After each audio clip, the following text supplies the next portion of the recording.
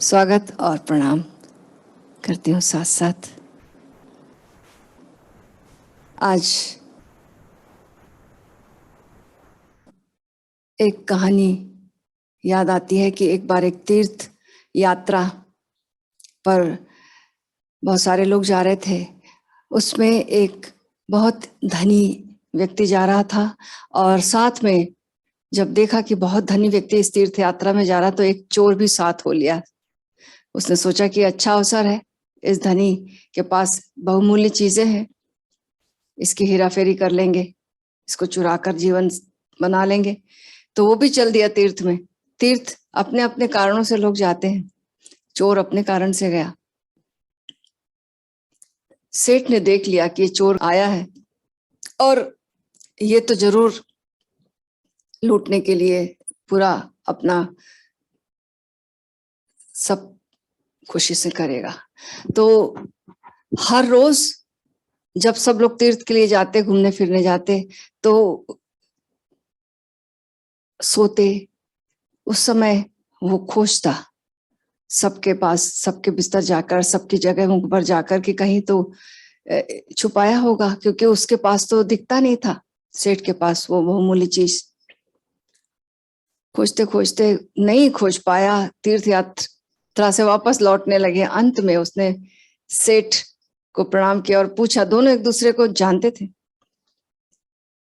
सेठ पहचानते हैं चोर को, चोर पहचानते हैं सेठ को।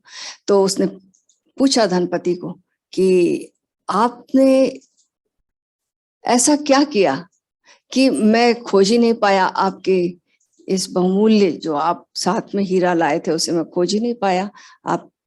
आपने किया क्या, कहाँ छुपाया है? उसने कहा कि ये राज की बात है, मैंने जब तुम खोजते थे, खोजने जाते थे, उसे मैं तुम्हारे ही जेब में डाल देता था। तो तुम सब जगह तो खोजते थे, अपने पास ही नहीं खोजते थे, क्योंकि मुझे मनोवैज्ञानिकता पता है कि हम हर जगह खोजेंगे, अपने पास कैसे खोजेंगे। हमारी ऐसी ही तो मनोवृत्ति है कि हम अध्यात्म की खोज भी हर जगह करते हैं। हम बाहर बाहर खोज रहे हैं, हम बाहर बाहर देखते हैं, सब कुछ हमें बाहर दिखता है, और जो इम्पोर्टेंट है और जो अप्रकट है, जो छुपा हुआ है, वही वहां खोजना है। वहां से अध्यात्म की शुरुआत होती है। बाहर बाहर जो दिखता है उसे हम और खोजने की कोशिश करते हैं, लेकिन जो खोजने योग्य चीज है, जिसको खोज के खोज मिट जाती है, जिस चीज को खोज के हमारी सारी बेचैनियां दूर हो जाती हैं, सारी गरीबियां दूर हो जाती हैं, वो परम धन तो भीतर छिपा हुआ है। जितना भी जो भी इम्पोर्टेंट है, प्रकृति ने ऐसा कुछ किया है कि उसे छुपा कर रखा है। जैसे हमारा ब्रेन इंपॉर्टेंट है, तो उसने एकदम ये खोपड़ी इतनी कड़ी बना दी कि इसके भीतर वो इतना इंपॉर्टेंट ब्रेन जो है वो छिपा हुआ है। हमारा हृदय इंपॉर्टेंट है, तो पसलियों के पिंजरों में उसको छिपा के रखा है। बोन मैरो इंपॉर्टेंट है, जहाँ की खून की फैक्ट्री है, जो कि चुपचाप चलती रहती, पता ही नहीं चलता, वो हमारी हड्डियों के भीतर है, वहां छुपा हुआ है। हमें स्किन दिखाई देती है, हम स्किन से प्रभावित होते हैं, स्किन को पकड़ते हैं, सोचते हैं त्वचा इंपॉर्टेंट है। नहीं, त्वचा इंपॉर्टेंट, त्वचा तो छिपाने के लिए बैग है ये तो, जिसके भीतर सब कुछ छुपा है, लेकिन हमारी आंख वहां भीतर तक नहीं जाती, वो छुपा के रखा है। ऐसे ही परमात्मा ने स्वयं को अदृश्य, अप्रकट रखा है। ये जो जगत है, ये जो प्रकट जगत है, ये जो दिखाई देता है, वो प्रकट जगत को जो देखता है और उसे पकड़ता है, तो वो संसार की खोज में जाता है। लेकिन जो संसार की सारी लीला जिस पर निर्भर हो रही है, वो तो ऐसा है जैसे माला के मोती, मोती दिखाई दे रहे हैं, धागा नहीं दिखाई दे रहा जिससे माला बनी है। जो धागे को खोजने लगता है वो अदृश्य की खोज में जाता है, अलग की खोज में जाता है। छिपी जड़ों को जो खोजता है, पत्तों को और फूलों से प्रभावित होकर वहां नहीं खोजने जाता, जो छिपी जड़ों तक जाता है, वहां वहां अध्यात्म है। प्रकट जो वृक्ष है वो तो उसकी सारी जीवन लीला तो वो जड़ों पर ही है।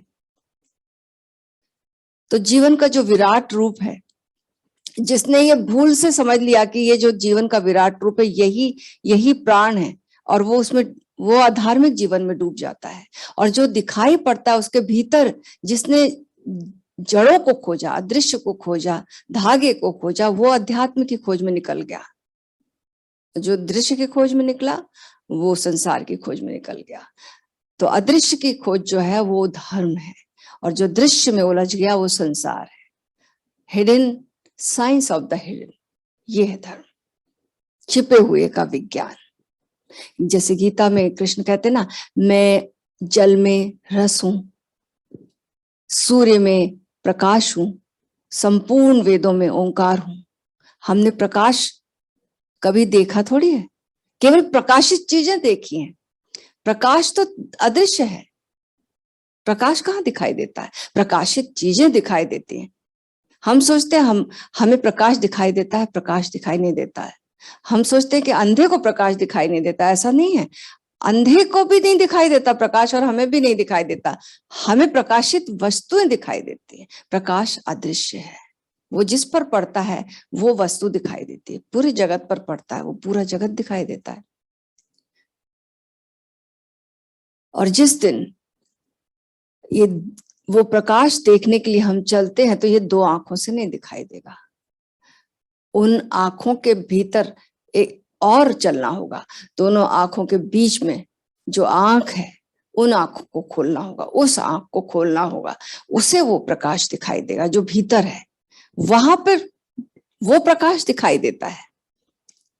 कृष्ण क्या कह रहे हैं कि चांद तारों में मैं प्रकाश हूं। चांद तारे दिखाई पड़ रहे, चांद तारे नहीं बोल रहे, वो चांद तारों में मैं प्रकाश हूं जो अदृश्य है, छिपा हुआ वो प्रकाश। बाहर का भी प्रकाश दिखाई नहीं देता, लेकिन जब हम भीतर जाते, बाहर से दिखाई नहीं देगा वो प्रकाश। भीतर जब जाएंगे तो भीतर वो दिखाई देगा, डायरेक्ट प्रकाश, जिसको कि हम आलोक कहते हैं, वो दिखाई देगा। लेकिन वो भी हिडन है, हमारे भीतर जाना होगा। और भीतर जाने का रास्ता ये आंख नहीं है, एक और आंख दी है। उस आंख को द्वार बनाना होगा, उस आंख को प्रेम से, सक्रियता के साथ उसके पीछे चलना होगा। और जब ये प्रकाश भीतर दिखाई देता है तो प्रकाश ही प्रकाश रह जाता है, प्रकाश ही प्रकाश का सागर। फिर कोई प्रकाशित वस्तु नहीं रह जाती, सब कुछ प्रकाश दिखाई देता है, एक प्रकाश का सागर।